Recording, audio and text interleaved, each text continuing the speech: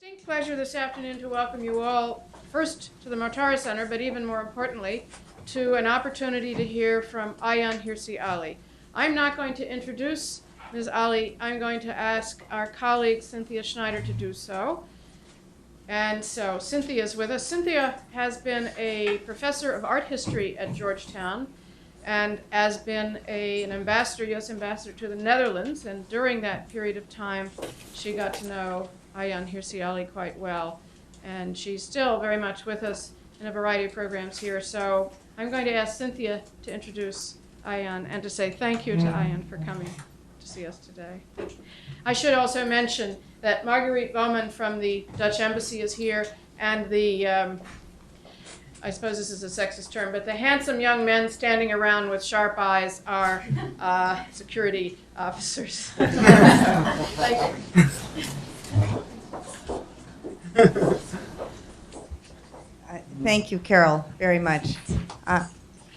Thank you all so much for coming. You are in for a real treat in being able to hear Ayaan this afternoon, and I'm not going to take up too much of the time. I'll just give you a brief sense of her biography, and then she can fill in with the more interesting parts. It is an astonishing story. Imagine being born into a family in Africa, Somalia. Imagine having no running water, not enough to eat, a mother who was illiterate. Imagine then your father, for speaking out for his political views, being imprisoned so that you don't meet him until you're 7 years old.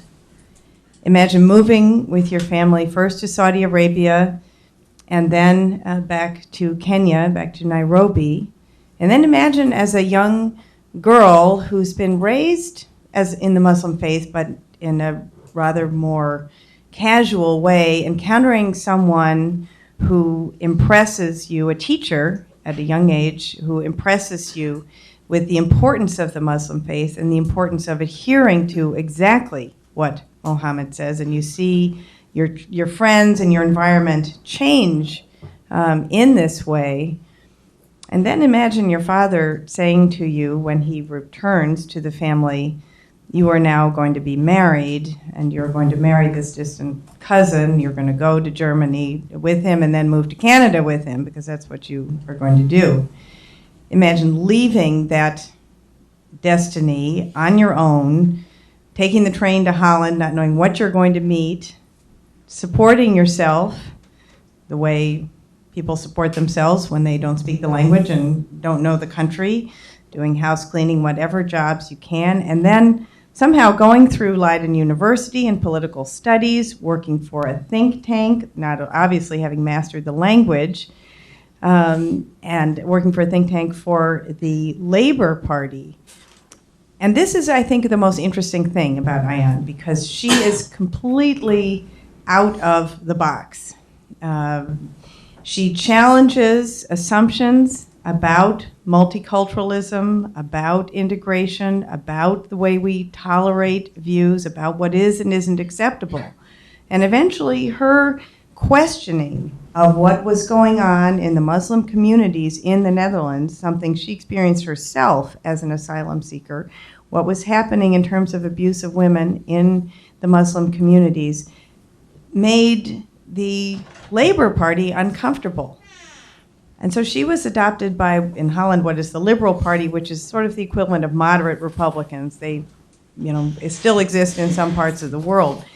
And she was adopted by them, who were more comfortable with her questioning of some of the practices going on in the Muslim communities. She became, of course, famous/infamous for her screenplay, and I hope some of you will ask her about this film so you can learn more about it. Her film, Submission, which questions in quite a dramatic way the position of women in the Muslim faith, which led to the tragic murder of the director-producer of the film, Theo van Gogh, in the streets of Amsterdam, murdered, stabbed with a note pinned by the knife to his chest, threatening Ayaan's life. And so she has spent much of the last year and a half in hiding under heavy security.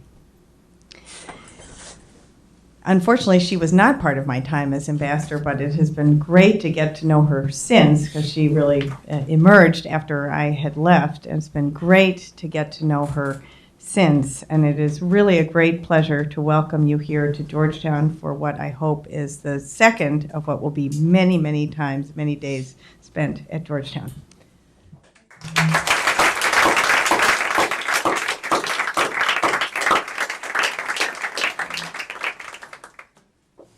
Thank you.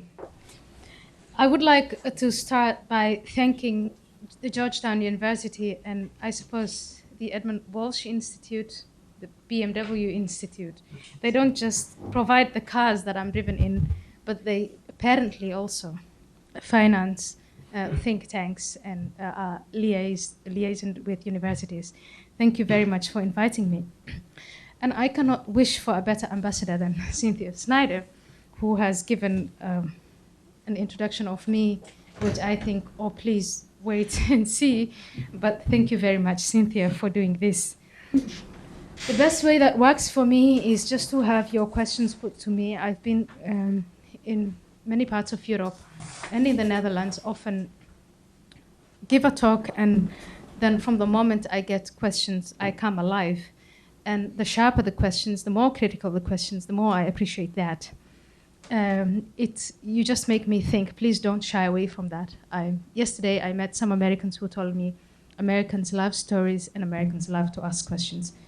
After I finish my 20 to 25 minutes talk, please go right ahead.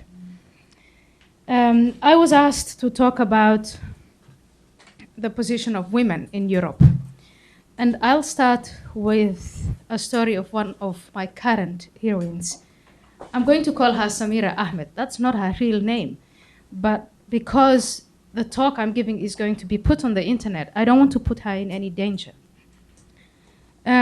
She is a 24-year-old, very pretty woman, I would say girl, with large, brown, doe-like eyes. She has dark curly hair and a smile that seduces even the gloomiest faces to lighten up and smile back at her. Her good nature is accompanied by an inquisitive attitude and a strong will to be her own person. She's born to a family who left Morocco in the early 80s and settled in the Netherlands, and she's one of 10 children. And a fortnight ago, I attended her graduation ceremony in a teacher's training college in Amsterdam. She received a diploma for pedagogy and a record 10 score. It's the highest possible score you can get for a thesis. And so far, you get the celebratory side of the story. But there's also a tragic side. When I arrive for Samira's graduation, I'm received, like all the other guests, in a reception section just outside of the auditorium where the ceremony is to take place. I noticed the happy few, a total of 35 students, gathered in clusters around coffee stands. They're accompanied by family and friends, chatting, carrying gifts, and flowers wrapped in cellophane paper. Proud fathers and mothers, flushed siblings, teasing their red-faced brothers and sisters, boyfriends and girlfriends, happy to be just there to witness an achiever in the family. On Samira's stand, none of her family shows up. No brother, no sister, no cousin, no nephew, no niece. 2 years ago, she sneaked away from home because she wanted to live in a student's house like her Dutch friends, Sarah and Marloes. At home, she shared a bedroom with some of her siblings and had no privacy at all. Every move she made in the house was monitored by her mother and sisters, and outside the house, her brothers kept watch. Under no circumstances was she to become westernized. She had endured severe physical and psychological violence at home. Every time there was a pretext to question her, go through her stuff, and forbid her from setting a step outside the house.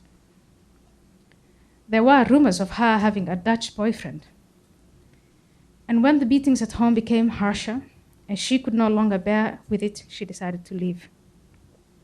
It was then in the summer of 2003 that she got in touch with me. I went with her to the police to file a complaint against her brothers who threatened to end her life. According to them, Samira's death was the only way to avenge the shame she brought upon the family for deciding to go away from their parents' house. The police said they could do nothing to help except file the complaint. They said there were thousands of others like her, and it was no police duty to intervene in family matters. Ever since then, Samira is in hiding, moving from house to house and depending on the kindness of strangers. Mostly she's brave and takes on life with a powerful optimism. Samira reads her textbooks, does her homework, and turns her papers in on time. She says yes when Sarah and Malus invite her to a student party and makes an effort to enjoy herself. Sometimes she has a sad, drawn look on her face that betrays her worrisome life. Once in a while, she just weeps and confides she wishes her life was different, perhaps a little like the lives of her Dutch friends. Today, on that day, on her graduation day, she's glowing, clutching her diploma, and returning the kisses of her newly made friends. Her worries are far from over though. She has no money. She has to find a job, and with her Moroccan name, that will be far from easy in the Netherlands. She has to find a place to live, and she has to endure an unending fear of being discovered by her brothers and slaughtered by them. And this is no joke or exaggeration.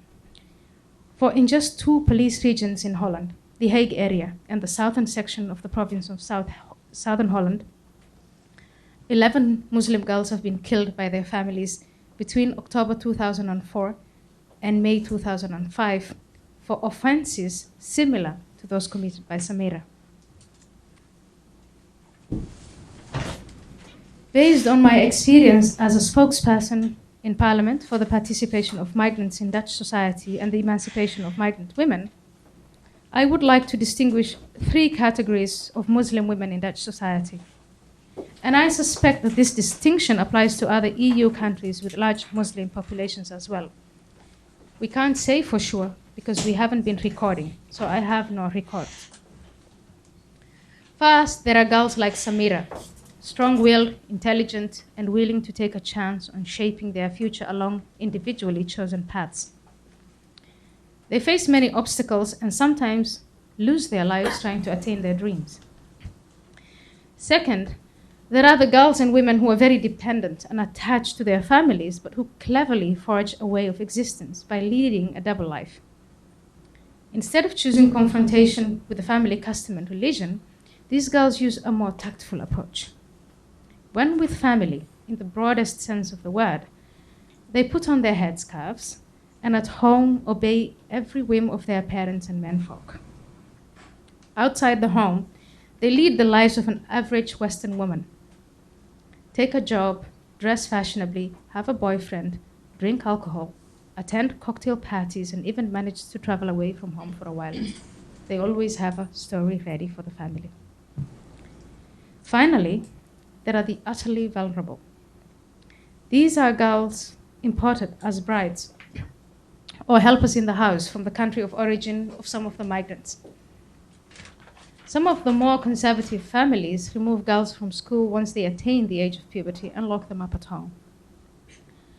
As long as the authorities take no notice, they get away with it.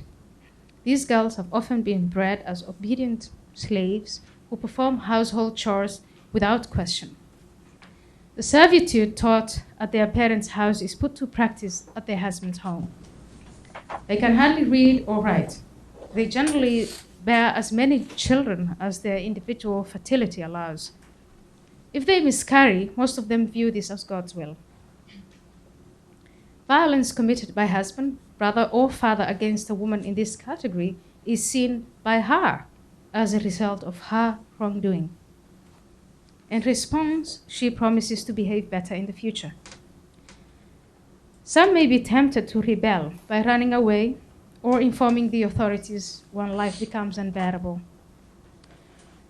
Those who act on such a temptation are likely to be killed, end up in prostitution, or in women's shelters. Yet, Others are lured back to the country of origin of their parents or husbands and simply dumped there with or without children. For a while now, I've been defending the assertion that the most effective way for EU governments, for the Dutch government, to deal with their Muslim minorities is to empower Muslim women living within their borders. None of my opponents have provided me with convincing arguments to take another position.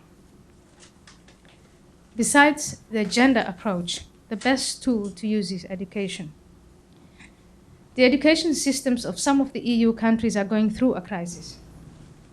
We are now paying the price of mixing education with ideology and decadence. However, this is a subject that should be dealt with by others.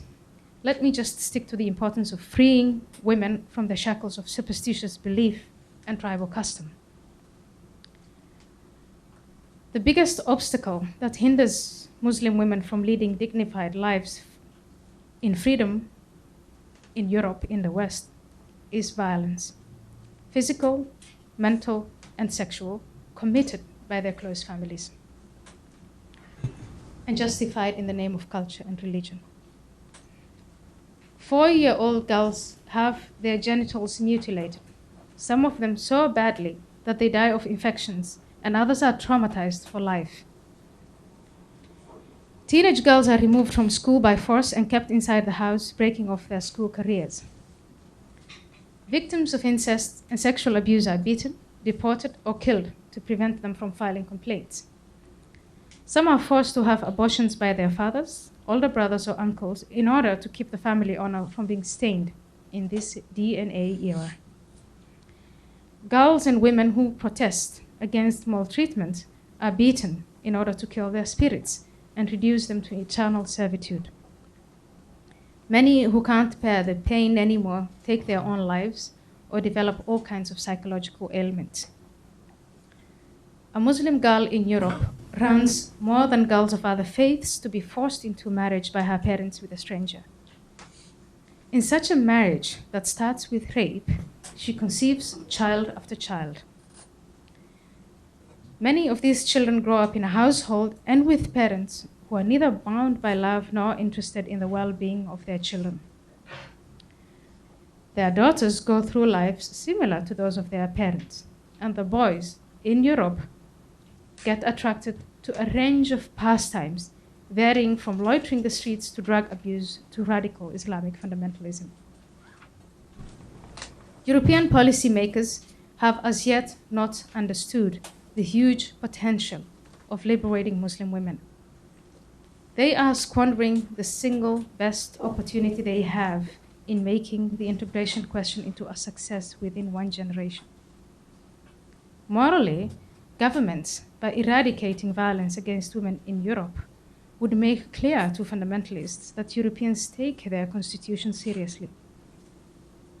Now, most abusers think it's cowardly and hypocritical Western rhetoric to preach equality of men and women and tolerate as millions of women are abused in the name of religion.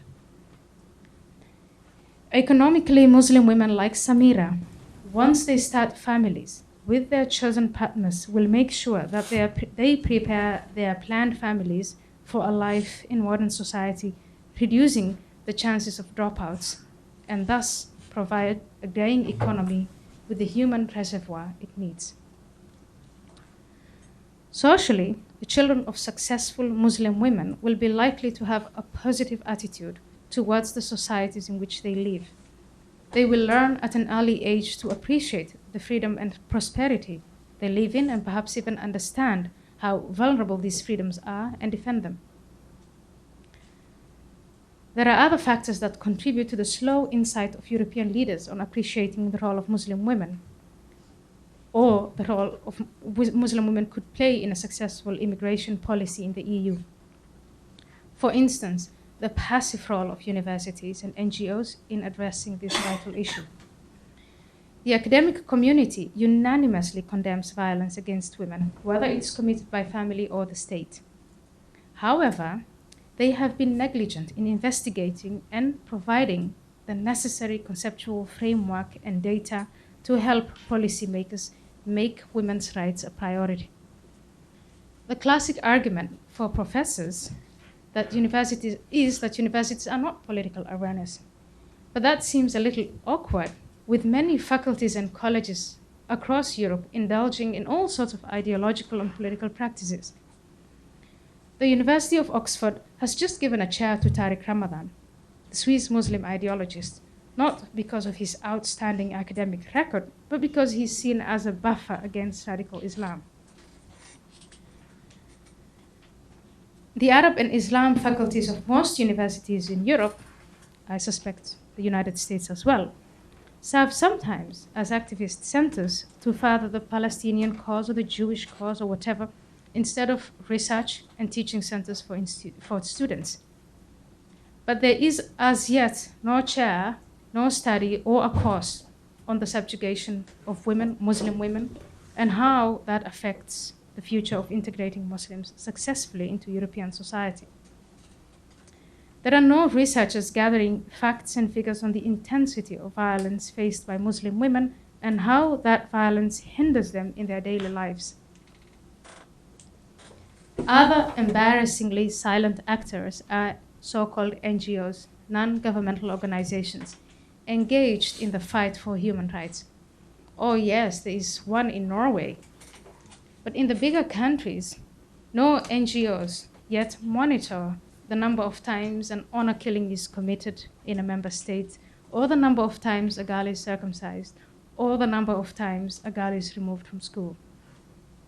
However, there is room for optimism. There is growing awareness of the existence of this kind of culture and religion-justified violence in Europe against women and girls committed by family. Some governments have acknowledged, like the Netherlands, that action should be taken to fight against this and all types of violence against women. I will, regardless of the silver lining in a dark cloud, and on a sad note. In Europe, we are a long way away from conditions where girls like Samira can lead a life without fear. And I would say, what a waste that Europe is blind to this golden opportunity that lies at her feet. Thank you, ladies and gentlemen, for bearing with me.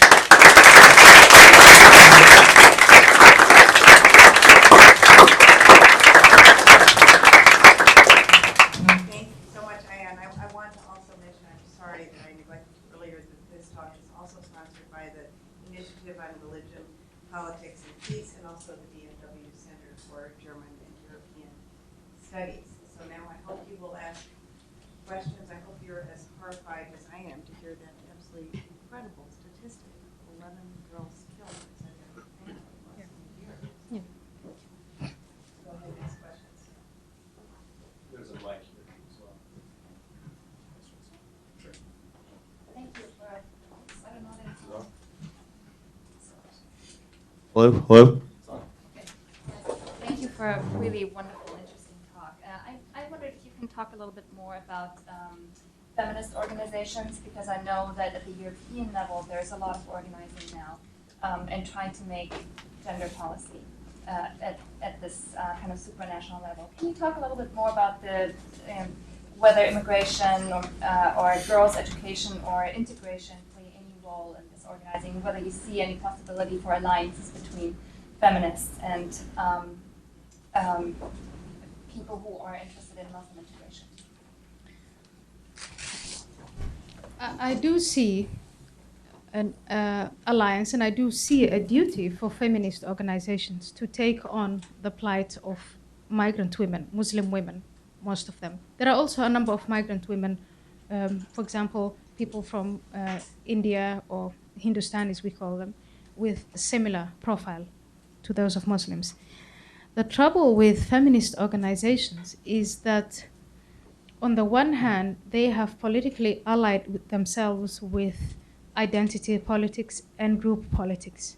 And it's difficult for them to address the pain facing Muslim women because they will be confronted with the accusation that they are trying to impose Western ethics on newcomers. So they, as a movement, feminist organizations as a movement, have to sort out their politics, their roots, and where they are headed. And the trouble with the older generation feminists is because they have attained to a certain degree their goals, and they seem to have alienated themselves from the new generation of girls and women, European women, who see the older generation feminists as hawkish, militant, lesbians, man-haters, and so on and so forth. So there is within the feminist movement in Europe, I don't know how it is in the United States, an internal problem, and that hinders them from addressing the Islamist issue. I know of one feminist woman named, what's her now? Palestina Committee, Anja Meulenbelt. Yes, there's a lady called Anja Meulenbelt, very famous, who had played a great role in the feminist movement in the Netherlands in the 60s and in the 70s. But because she's now completely allied with the whole Palestinian issue, she makes life for herself difficult if she were to address the issue of Muslim women in the Netherlands, because her Middle Eastern allies would then accuse her of speaking with a double tongue. So it's very complicated, and I think feminist organizations could play a role, but they'll have to sort out their thing first.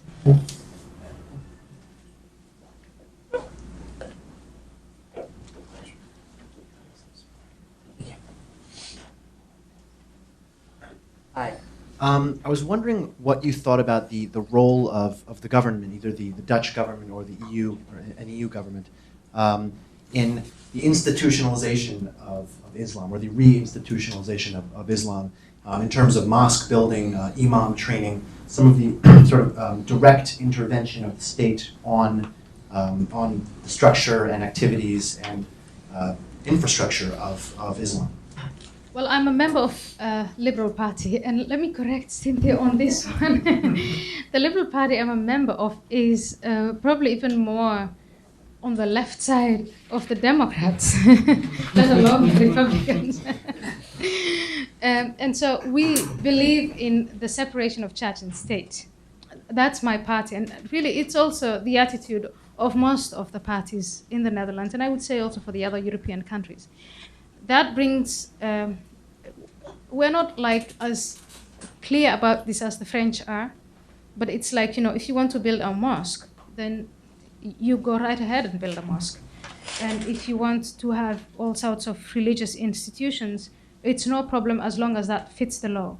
It used to be like that before 9/11.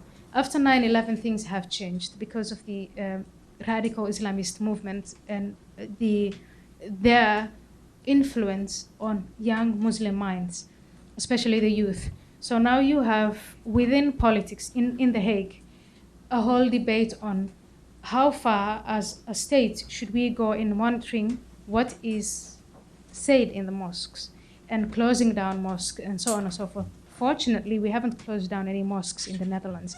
In France, they have, and in France, they've also evicted some imams. We have evicted 3 imams on paper, but they're still in the country preaching. It's a very, very difficult situation. Personally, I would say eviction and closing down of mosques will not uproot the problem because you have convicts. It will go underground. I remember myself as a young radical Muslim in a mosque. We didn't go to the more traditional, more mild Quran schools. If we wanted to go and attend the lecture of a radical imam, we did that as kids. That was more attractive, that was more exciting than going to a lecture or a madrasa, a Quran school, where all you did was just read the Quran by heart, loudly, day in, day out. So I don't think that that's the way to go, but governments in Europe, in the Netherlands, are struggling with the whole issue. It's very new.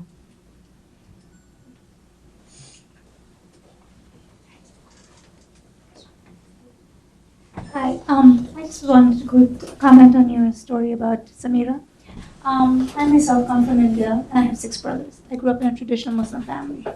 My family was very supportive, of my education. I came here to study for a master's, married an American, have remained Muslim. I started wearing a scarf. My family was taken aback. But they define themselves as traditional Muslims. So I would argue that what Samira's story illustrates is not really Muslims as much as the immigrant mentality, the ghetto mentality, the resistance of assimilation, the desire to reproduce a culture, to actually fossilize it. Whereas back home in the original country, it's moved forward.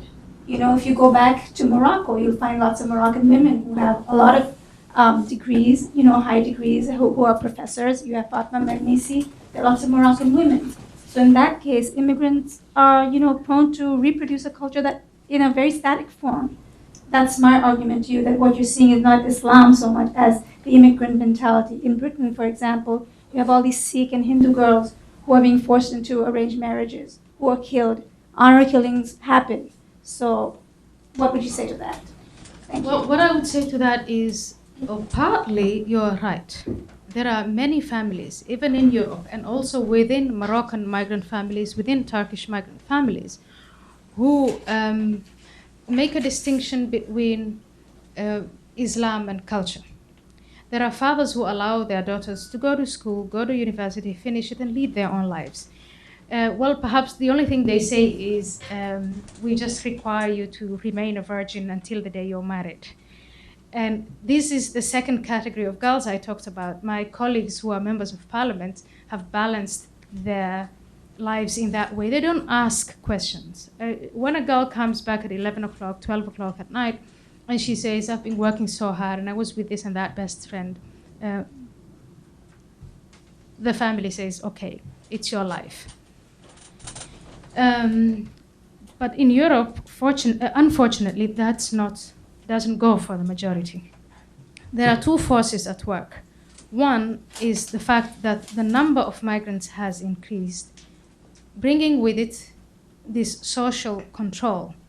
In the 70s, there were some Moroccan families, and girls could get away with a lot of stuff because their neighbors were native Dutch people and didn't question what they did. If you live in a Moroccan or Turkish area or in a Muslim area, and your father is told at the tea house, at the mosque, I saw your daughter drinking, I saw your daughter going to the disco, I saw your daughter with a boyfriend, then the whole honor force, which I think you know, starts to play up. So one is just something sheer numbers and the social control that goes with it. A second force is the increasing spread of radical fundamentalist Islam, which really starts to interpret Quranic and the traditions of the Prophet literally and says, let's go back to the 7th century and house town. And that's what we are witnessing in Europe. And because of these two forces, families like yours are becoming less and less. And in fact, they are being put on the defensive because fathers who are very liberal have to go and explain, on the one hand, to the Dutch authorities, we are not like that. And try and explain to the more conservative, backward-looking families, we are not like that. And because they are the tiny minority and just don't have the rhetoric to start a movement or defend themselves, they too increasingly are retreating to a corner and saying, we don't want to be involved in this debate. It's not our way of Islam, but they are a minority. And I think that the best thing to do is voice the existence of these liberal families, but also voice the problems that are going on that I've just talked to you about, and appeal to these liberal families, these liberal fathers, liberal men, to help in or engage in the whole empowerment issue.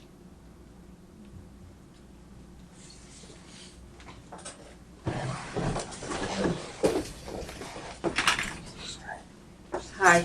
I wanted to ask you, what is the legal framework that you envision by which countries within the European Union could act upon these families, these immigrant families, and liberate these Muslim women? Because we are dealing with very difficult issues in Western countries, and in a sense, how can West meet the Muslim world in the European Union countries? on a more personal level, I would like to ask you, why did you choose to go to The Hague, and how is it to live there for you? Let me see. The second question, why did I choose to The Hague? And the third question? The third question is, how do you like it there? How do I like it? Well, I don't like politics. Well, the first question, is there a legal framework? Yes, there is the Constitution. In fact, it's the only issue on which we have to make no new laws. Hardly any new laws. The laws are there.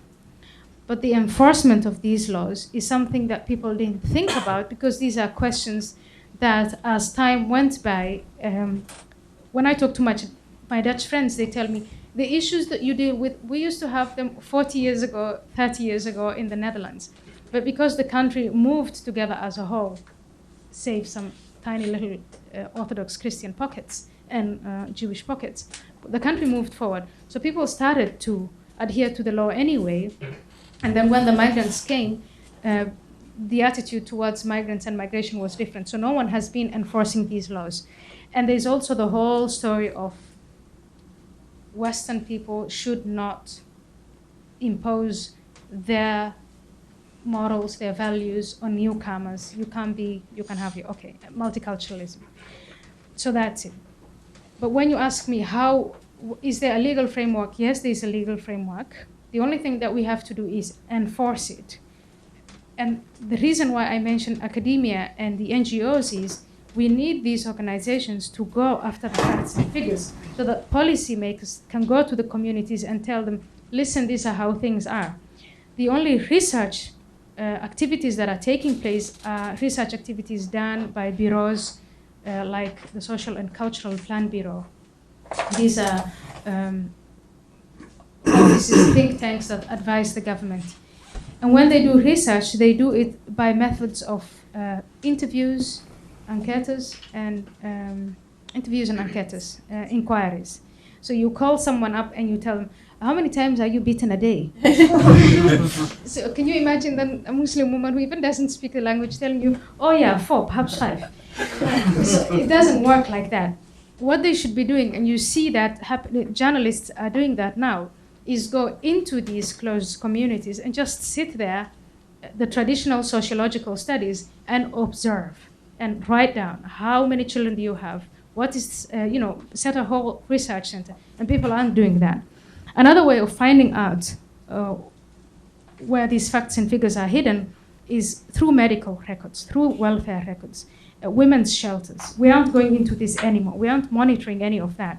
And once you monitor that, then you can enforce the law, because then you have the facts. And through Parliament enforcing the government, or trying to force the government to enforce the law by registering the number of honor killings, which for years was denied, has delivered now in these 2 regions the 11 murders within a period of 7 months. So when you have this number of murders, you can't deny as a community.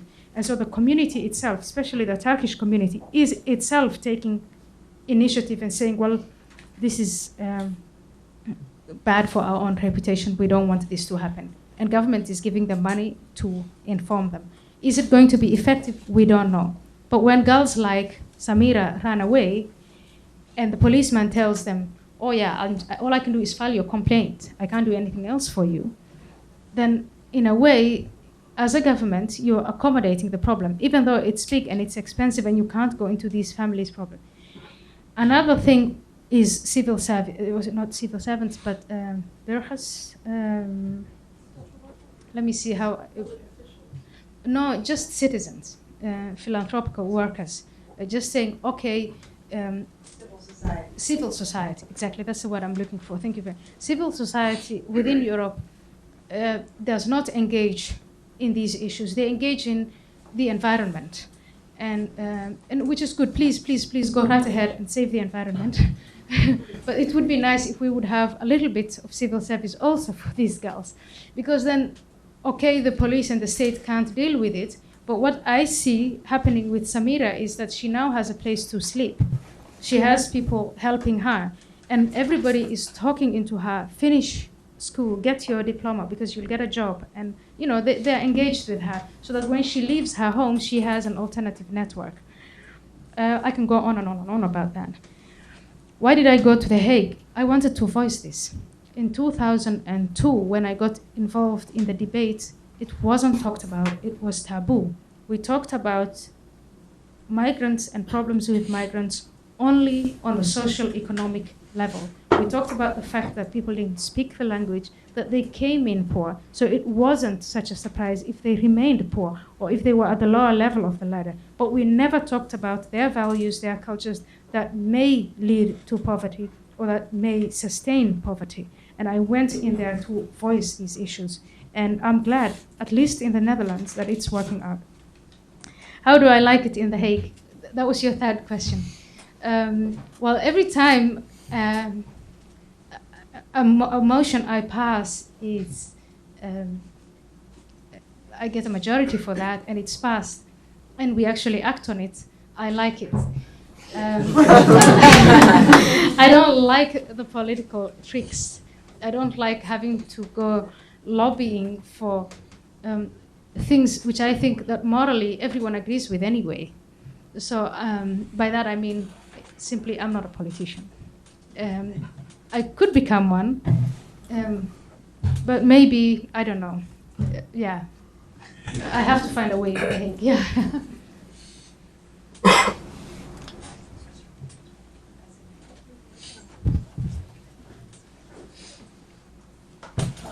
I was surprised that, sort of generalized the idea of circumcision of women as Islamic. And my impression is that it is not Islamic. And I wasn't sure that Morocco had circumcision of women. And I'm sure that Turkish women are not circumcised. I thought it was an African, sort of Egyptian, maybe a little bit in Saudi Arabia, but you made it sound as though every woman is circumcised. And I was just wondering, is this something that they learned from, in diaspora, or what happened?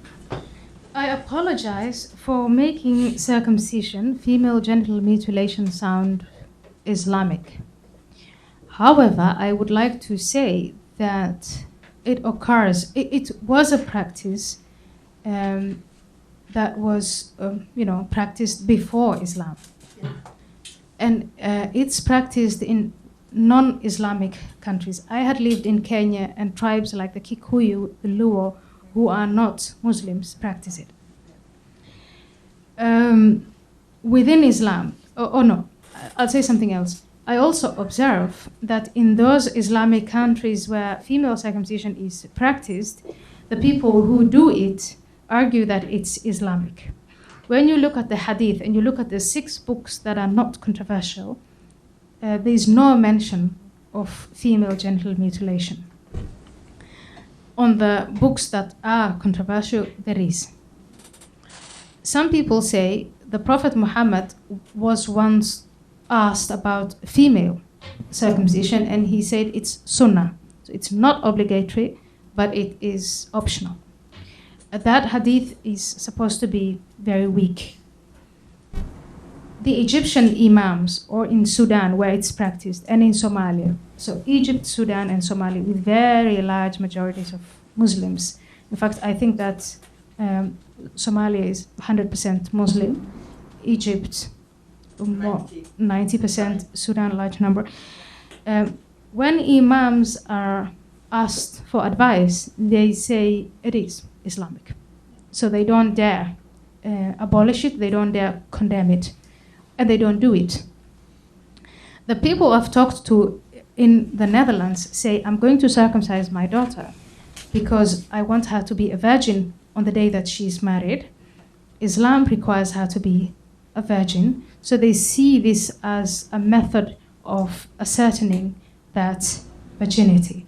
And they say, okay, maybe it's not in the Quran or it's not in the Hadith, but Allah surely agrees with me. So they always have an Islamic argument. That's also the problem. In the whole of subjugation of women, somehow people find ways of making it Islamic. But I do apologize for making it so.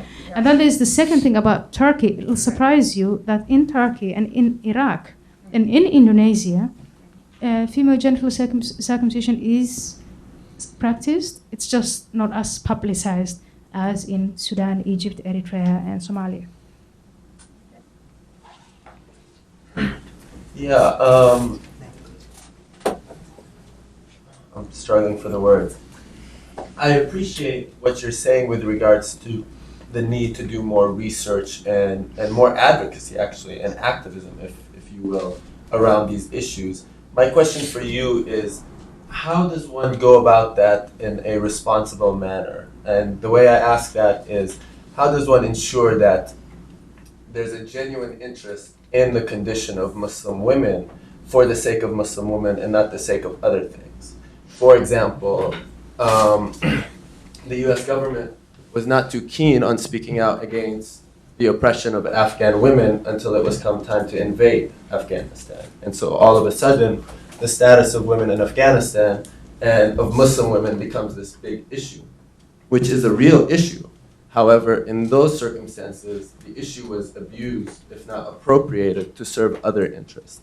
And I think an important part of the conversation about these issues needs to be how do we advocate for them in a way that does not allow them to be appropriated for other interests, colonial or imperialist in some ways at some times.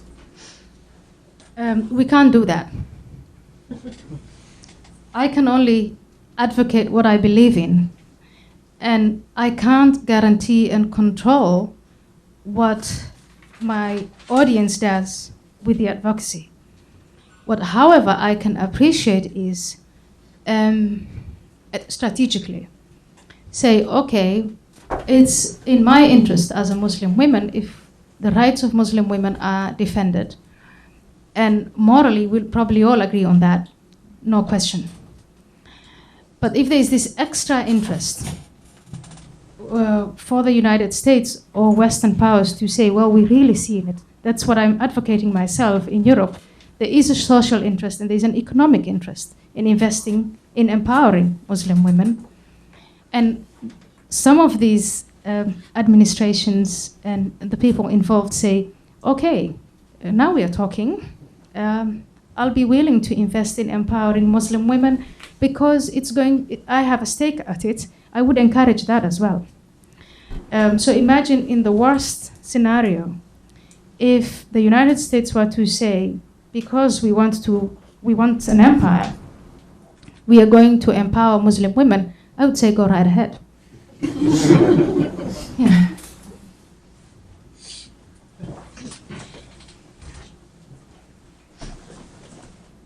I know that following the killing of Theo van Gogh, there are many news stories about how the Dutch have started to lose their sense of tolerance. What do you think is the state of Dutch tolerance? And the second question, I know that in the Netherlands there is a forced integration program when new immigrants come to Holland in terms of language classes and cultural classes on Holland. Do you think that program has been effective? Should it be extended? Or what do you think, how should the Dutch population integrate itself better with these new immigrants? The first question on Dutch tolerance. In the past, Dutch tolerance used to rest on the premise, do not tolerate intolerance. So religious movements and other movements, secular movements that were intolerant, that wanted to grab power and oppress others, were not tolerated. It's a country of minorities. And the only way that country of minorities, 6 feet under sea level, could exist and become prosperous was to say no tolerance towards intolerance. In the 50s, there was a reaction to the 50s in the 60s. That had changed. Everybody had kind of loosened up. There was a majority, church and religion, and anything that had to do with tradition was not appreciated. It was seen as backward and something that changed your way of living, changed the imagination, changed the human being. So we let go. And it's just around that time that the migrants arrived. And a whole new concept of tolerance started to develop.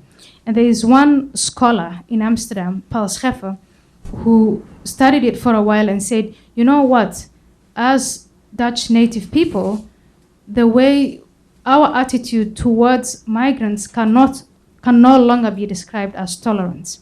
We use the word tolerance, but what we really mean is indifference. And then he described the way migrants live in ghettos, very poor, they're discriminated against, migrant minorities oppress their own women, they oppress gays, they do everything that a Dutch person would not get away with. We look on and we turn the other side. And he said that is not tolerance, that's indifference. And that attitude, he wrote that essay in 2000. And ever since, there's been a huge discussion, and after 9/11, and now that's changing. And your second question relates to that, because part of having these obligatory inburgeringscursussen, citizenship courses, and especially the obligation to learn the language, was sparked off by that debate. We don't want to be indifferent anymore. If we need to force you to learn the language, to take away the accusation of indifference, then we will. So now we have the citizenship courses in development. They're very basic. People have to learn 500 Dutch words, for example, to get their certificate. They have to be acquainted with the Constitution. In the past, between 1998 and 2001, new migrants were taught how to fill forms, how to use the ATM machine, and that kind of thing. Well, now we are not doing that. There are more demands and less help. Personally, I would say it's a start. It's better than nothing. But my criticism is, this is being done by government. And for government to make this into a success, they'll have to put in a lot of money and a lot of bureaucracy. And it's, again, civil society that's missing out. If I were to do it on my way, I would rather that civil society organized itself and that all the people who have, there are women within the middle classes in the Netherlands living in certain areas who have up to 9 hours, sometimes 12, even 20 hours a week they're free because their husbands work and they work part-time or they stay at home. Imagine if they were each to adopt a migrant child or a migrant woman and introduce them into the mores of Dutch society. That would be much more faster, less bureaucratic, much cheaper, much more effective than the way we are going about it. But it's a start.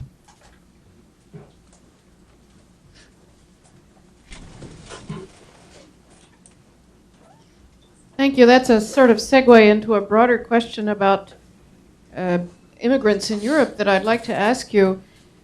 I remember once going from Copenhagen to Lisbon and having the same dinner conversation about the problems and challenges of absorbing or at least dealing with immigrant communities.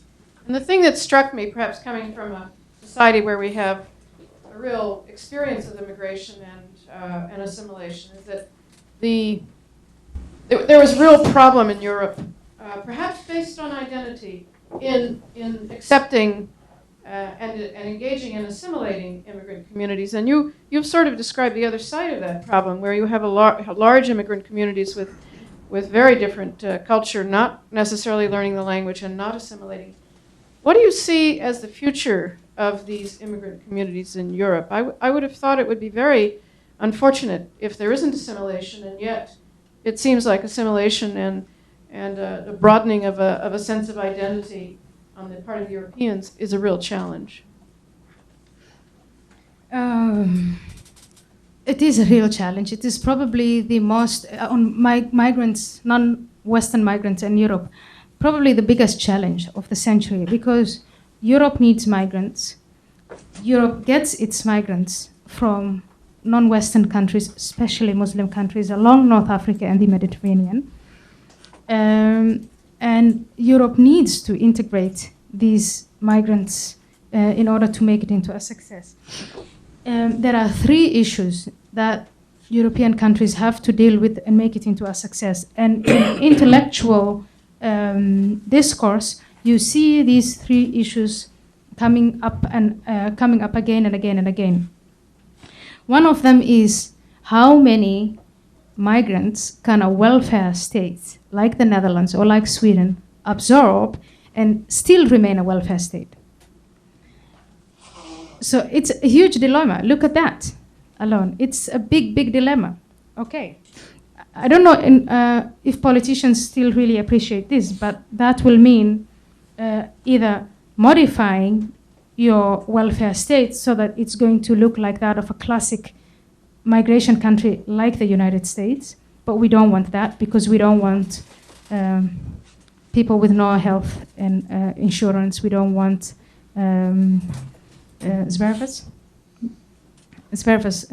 bums. Yeah, people who are living on the streets, the homeless. We don't want that. We don't have them. We don't want them. At least ideally. I've seen some homeless people in Europe, but in The Hague we think we don't have them because we have this very expensive welfare state. So how long can we maintain these welfare states and be a migration, country where people migrate to? And if we become a migration country, if we decide to become that, which we passively have, then of course we will need a number of values. We will give migrants rights. That's what we've been doing up to 2001. And now we're going to demand duties. And those duties will be more than just demanding you have to learn the language. You'll also have to learn the intricacies of what a welfare society is, that you have to pay high taxes, that if you don't pay your tax, we cannot help the person who is very poor. So we all have to put money into the pot because I'll help you now, and maybe your contribution will help me when I'm in a weaker position. That is the fundamentals of the welfare society. The next challenge, and this is more relevant to Muslims, is how do we find a balance between security on the one hand, because of terrorism, and civil rights on the other hand. Is every Muslim person in Europe, in the Netherlands, suspect? Yes or no? Well, countries are still struggling with that. If you evict radical imams who come from Syria or Morocco or Turkey or whatever, what do you do with radical homegrown imams who are native Dutch people who come from Brabant? We have one of them. In fact, a few of them.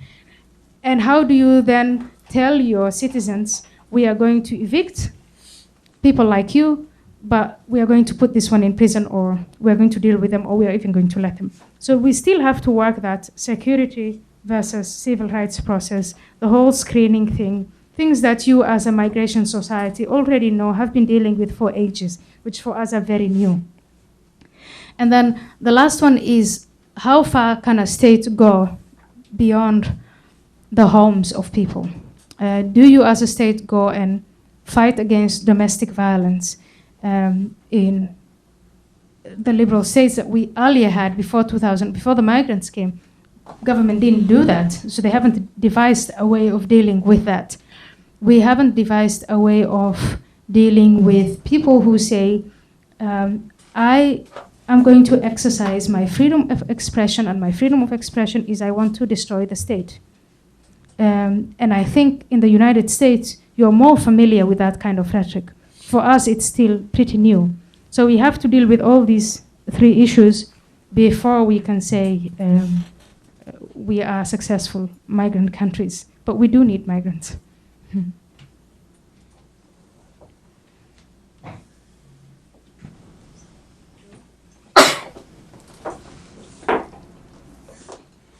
When you got involved in the movie, did you have the anticipation that it would touch off the firestorm that it in fact did?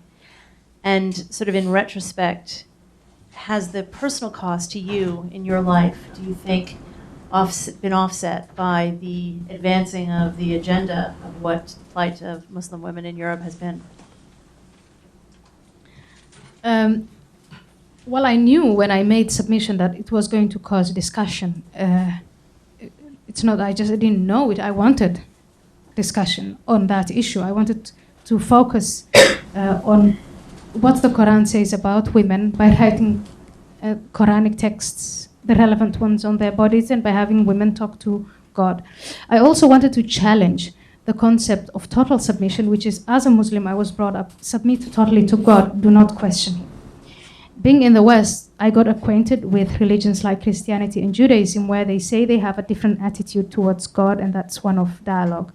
So with that, artistically, I wanted to, art and activism combined, show that this is what I want to challenge. And I needed to have people to react to the movie. Unfortunately, it's a 10-minute clip. What the clip has done is, at least in the Netherlands, the only thing that's discussed now is just security. And that's unfortunate. And that's because of the death of Theo van Gogh. If the director was not killed, then we would have gotten to a moment where we would be discussing that. But because of that, because of terrorism, it's all about security. Can we show it? Can we not show it? Well, right now, we've at least decided in the Netherlands we are not going to show it. It's being shown in some other European countries, and in some European countries, it really has led to a real discussion on women's issues. The personal toll for me was not started by the video clip submission. I had protection, police protection, before making submission, but after Theo van Gogh was killed, it's been maximized. So I can't get more than that. So in that sense, the personal toll on me is, let me say it this way, I'm alive and Theo van Gogh is dead. So I have to live with that. I have to live with the guilt. I have to live with making the stupid mistake of having myself persuaded to put his name on, to go through that. That's the personal toll. But in terms of security, I had them anyway. I think we have time for one more question.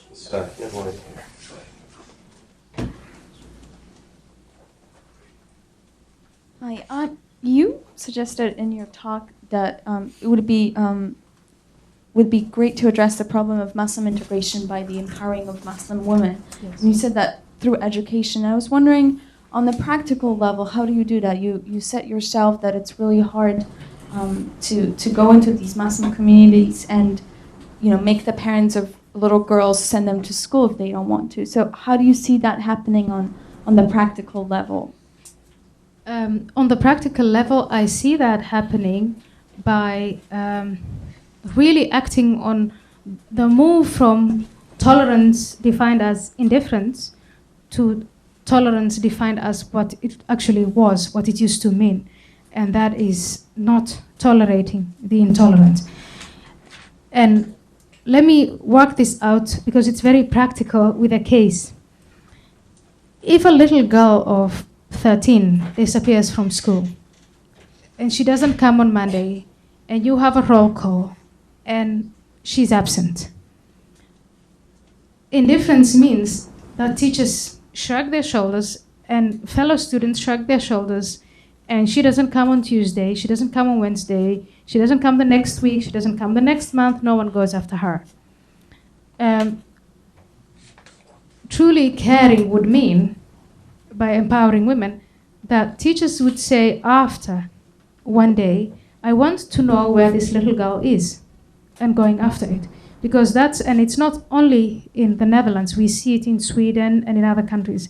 When it's a child of ethnic minority, the questions are not asked, because then the father says, how dare you question my integrity and it's my culture and so on and so forth. And then people succumb to this and say, yeah, I don't know how to do it. And then they call a social worker and they call a therapist and they call, and that's not the way to go about it, because if a native Dutch girl were to be absent day in, day out after school, it's going to lead to a huge hype, media commotion. Parents will not get away with that. And I think that it's by just going through that psychological notion. That's then the 12-year-old. Now we have the obligatory inburgerings, the citizenship courses. And if a young woman who's doing very well, and even if she's not doing very well, if she also disappears from class, you may ask questions. If, as a normal doctor, day in, day out, you're confronted by women who are beaten, total loss, I think then at one time, as a doctor, you can say, well, I'm not going to take this on, and you should have people to inform. The same goes for female genital mutilation. There should be a control system, because we know it's forbidden, it's going to be punished, and so on and so forth. But we know that there are certain groups who do it, and for the law to be enforced, you have to have some kind of control system. We don't have all this in place now. So on a practical level, there are many things you can do, which will all lead to a huge amount of commotion. People will say you're discriminating and so on and so forth. But it can be done. It can be done. It has to do with governments actually being committed to the empowerment. And it will scare off when you bring to court, like in France, 2 or 3 cases of female genital mutilation or honor killings or the gang raping and so on. It's going to have an effect on the rest of society, these communities, that society does not tolerate this. Well, on behalf of the German and European Studies Program and the Initiative on Religion, Politics, and Peace, and the Mortara Center, I want to say thank you very much to Ayaan. Very interesting.